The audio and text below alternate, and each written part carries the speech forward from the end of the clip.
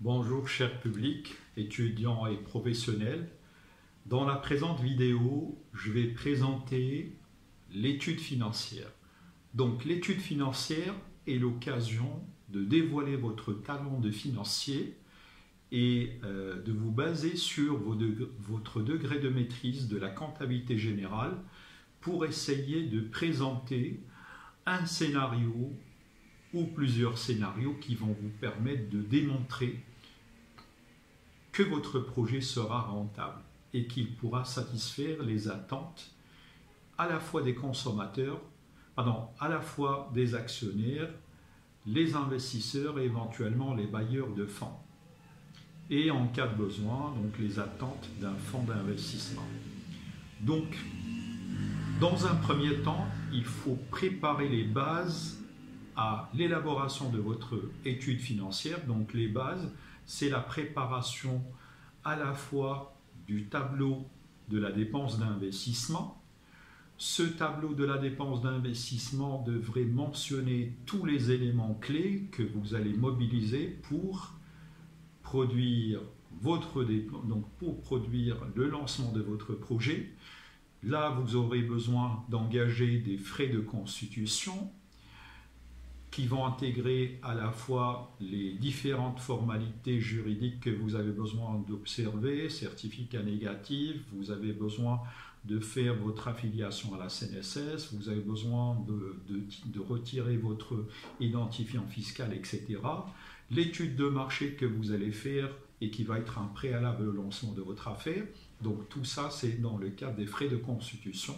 Par la suite, l'acquisition du terrain, l'acquisition des machines, d'une chaîne de production, d'un parc automobile, d'un parc informatique, le lancement d'un site web, d'une application, etc.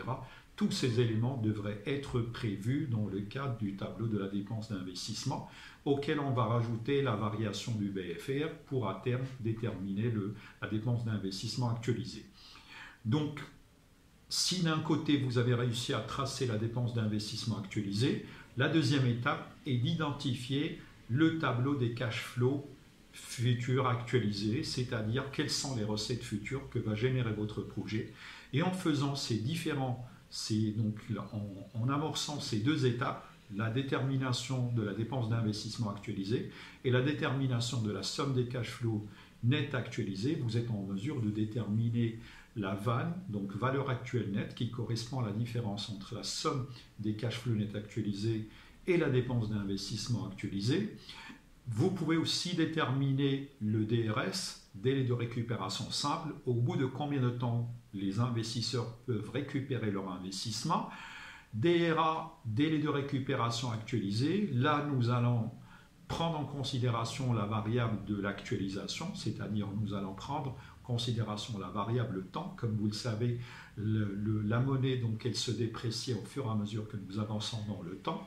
C'est aussi pour tenir compte de l'effet de l'inflation, etc. Par la suite, nous pouvons aussi calculer l'indice de profitabilité, c'est-à-dire combien va rapporter chaque dirham investi, etc. Et donc, nous allons pouvoir déterminer à la fois les critères de choix d'investissement, nous allons pouvoir apprécier l'analyse de la rentabilité du projet, ce qui certainement, peut-être dans un premier temps, vous allez réussir à peut-être retrouver un scénario dans lequel le projet ne va pas être rentable, votre travail ne devrait pas s'arrêter à ce stade, vous avez besoin de reprendre un peu votre scénario, votre simulation, dans la mesure où peut-être qu'il faudra trouver le moyen pour réduire votre dépense d'investissement, sinon procéder par une réduction, donc par un investissement en mode tranche, c'est-à-dire sur 3 tranches par exemple, tout comme vous avez besoin de trouver les moyens de plus ou moins de booster votre chiffre d'affaires ou peut-être créer de nouvelles sources de revenus. Par la suite, donc si vous voulez pousser assez loin dans votre étude, vous pouvez d'ores et déjà peut-être présenter des états prévisionnels qui vont vous permettre de mettre en place une analyse financière prévisionnelle, c'est-à-dire utiliser les services de l'analyse financière pour déterminer les indicateurs financiers, fonds de roulement fonctionnel, besoin de financement global et trésorerie nette.